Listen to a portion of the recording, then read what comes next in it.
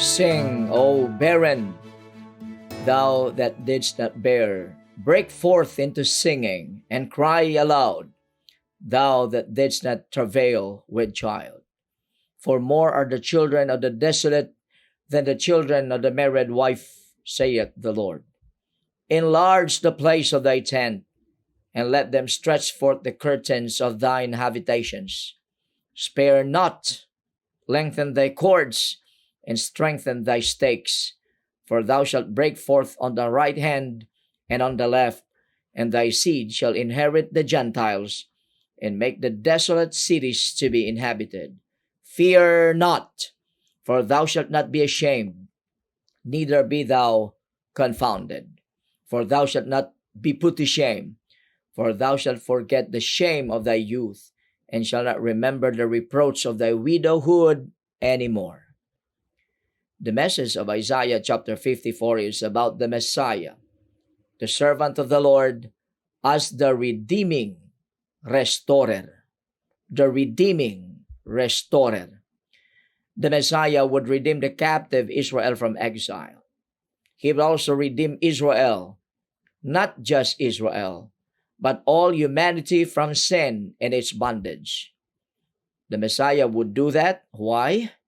Because of the Lord's great and everlasting love for His covenant people.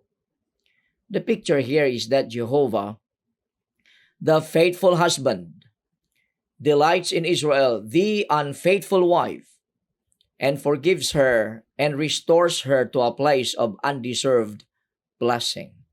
Yes, His people, Israel, incurred God's anger because they turned their back on God, they rebelled against God, and they went willfully to other gods, false gods.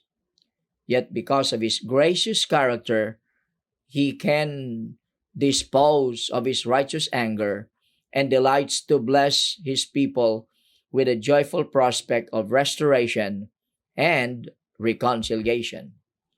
In verses 1 through 4, we see three specific commands issued by Jehovah God on the basis of the future hope of restoration because of the Messiah's great redeeming work. Number 1, the first command is, sing for joy. Isaiah 54:1, sing, O barren, thou that didst not bear. Break forth into singing, and cry aloud, thou didst not travail with child. For more are the children of the desolate than the children of the married wife, saith the Lord. Here, the Lord likens the captive Israel to a barren woman who now can sing. Why? Because God would graciously and miraculously bless them who were formerly spiritually barren and unproductive due to unbelief, apostasy, and rebellion. A barren woman in ancient Israel carried an enormous load of shame and disgrace. And like a barren woman, the exiled, the captive Israel was more than just oppressed. Their captivity meant shame, humiliation, and disgrace. But they can now sing with praise. Why? Because Jehovah God promised that they would be released not only from exile, but also from shame, humiliation, and disgrace. This promise is applied by the Apostle Paul in Galatians 4:21-31 to the believers under the new covenant, the covenant of grace. Because of what Jesus, the Messiah, has done, the children of the covenant, the believers, will outnumber the children of the old covenant. So, people of God, sing for joy because of what God did through His servant, the Messiah, Jesus Christ, and that God can use you to bring abundant blessings to the whole world. Number 2, the second specific command is extend your living space. That's the second specific command God issued for Israel on the basis of His promise. Enlarge the place of thy tent in verse 2, and let them stretch forth the curtains of thine habitations. Spare not, lengthen thy cords and strengthen thy stakes. This is God's directive to otherwise desolate or barren woman, the captive Israel. A barren woman ordered to enlarge her living space. And yes, a woman commanded to enlarge her living space? Yes. In the ancient Near East, women were responsible to erect and maintain the family tents. It's the job of women, not the men. So here, it is but appropriate for Jehovah God to call this formerly barren woman to enlarge her tent, to lengthen the tent cords, and strengthen the stakes or the tent pegs.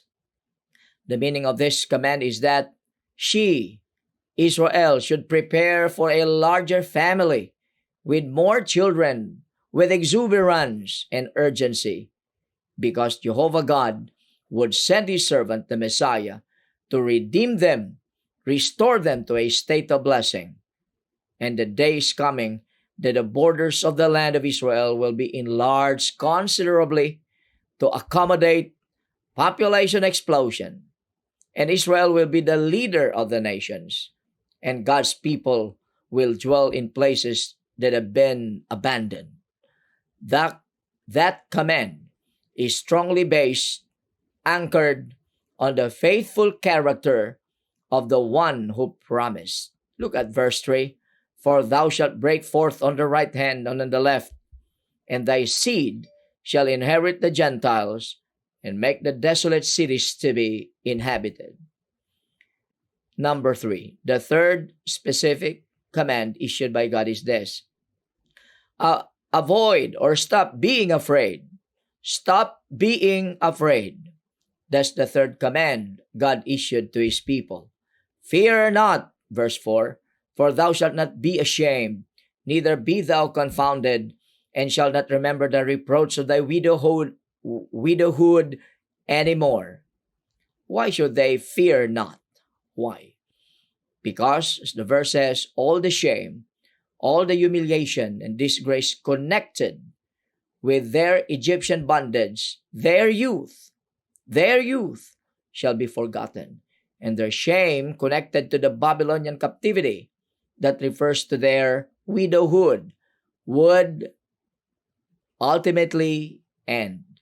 Their reproach would pass away, and Israel had no more reason to feel afraid and ashamed. Why is that? Because Jehovah God will bring the nation back into intimate fellowship with himself. Oh yes, these are not idle promises of an unfaithful God. God will faithfully stand behind his promises and bring them to pass. May that promise, may this truth strengthen your faith in the living God. This is God's word for you today.